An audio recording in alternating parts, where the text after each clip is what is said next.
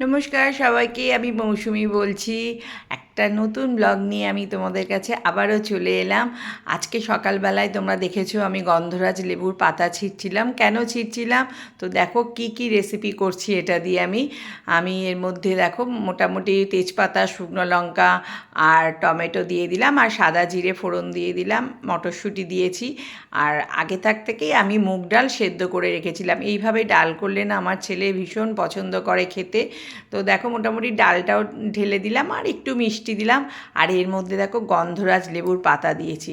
মানে মুগের ডালের মধ্যে গন্ধরাজ লেবুর পাতা দিলে না খুব সুন্দর একটা গন্ধ বেরোয়। আর দেখো এরকম গোল গোল করে আলু ভেজেছিলাম। এই আলু ভাজাটা আমার ছেলেও ভীষণ পছন্দ করে খেতে।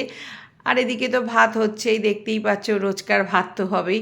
আর তার মধ্যে একটা স্পেশাল মেনু করেছি, আমি পনির পাতুরি করেছি।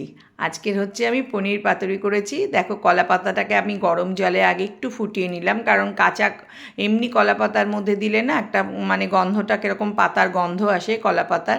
এই কারণে গরম জল দিয়ে একটু ধুয়ে নিলে বেশ আর গন্ধটা থাকে না। দেখো পনিরটা আমি হাত দিয়েই ভালো করে মেখে নিলাম। মেখে এর মধ্যে আমি সর্ষে, পোস্ত আর কাঁচা লঙ্কা বাটা, সাথে একটু হলুদ দিয়েছি, তোমরা দিতেও পারো নাও পারো। আর একটু তেল দিলাম, দেখলেই তো। আর একটু মিষ্টি দেবো, মিষ্টিটা দিলে একটু নুন কাটাটা কম লাগে, এই জন্য একটুখানি মিষ্টি দিলাম।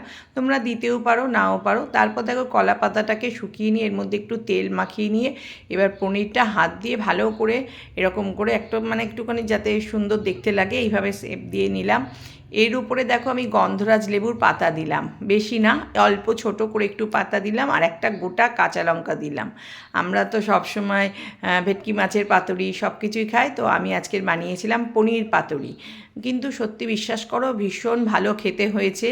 মানে এত ভালো খেতে লাগছিল কি বলবো। আজকে নিরামিষ বানিয়েছি, তাই আমি ভাবলাম আজকের এই পনির পাতুরিটাই করি। যাই হোক, মোটামুটি দেখো আমি রেডি করে ফেলেছি পাতুরিগুলোকে। এরপর দেখো কড়াইতে অল্প করে তেল দিলাম, দিয়ে এগুলোকে আমি কড়াইয়ের মধ্যে দিয়ে দিলাম। দিয়ে গ্যাসটা কিন্তু একদম কম আঁচ করে রেখে দিয়েছিলাম। আর করে দেখো ঢেকে দিলাম। একদিকটা মোটামুটি 5 মিনিট পর মানে ভাজা হয়ে যাবে, 5 মিনিট পর আমি উল্টে দিয়েছি। দেখো 5 মিনিট পর উল্টে দেওয়ার পর একটা পিঠ দেখো বুঝতেই পারছো তোমরা কীরকম হয়েছে। এইভাবে মানে করে নিতে হবে। তারপর আবার 5 মিনিটের জন্য আবার দিয়ে দিলাম। দেখো বাড়িতে নতুন নতুন খাবার বানালে সবাই খুশি হয়ে যায়, মানে বাড়ির লোকজনরা ভীষণ খুশি হয়ে যায়। আর সত্যি আমি নিজেও রান্না করতে ভীষণ ভালোবাসি, বিশেষ করে নতুন নতুন রেসিপি ট্রাই করতে আমি ভীষণ ভালোবাসি। তো এই পাতুরিটা আমি আগে করেছি, এই কলা পাতা দিয়ে করিনি, অন্যভাবে করেছিলাম। তো যাই হোক, আমার পাতুরিটা কেমন লাগলো তোমাদের অবশ্যই কমেন্টে জানিও। আর আজকে আমাদের লাঞ্চ এটাই ছিল। তবে পাতুরিটা তোমরা একবার বানিয়ে খেও, ভীষণ ভালো লাগবে খেতে। নিরামিষের দিন করলে তো সত্যিই ভীষণ ভালো লাগে খেতে এইরকম আইটেমগুলো। তো চলো, তো আমার ভিডিওটা তোমাদের কীরকম লাগলো অবশ্যই বলো। সবাই খুব ভালো থেকো, টাটা।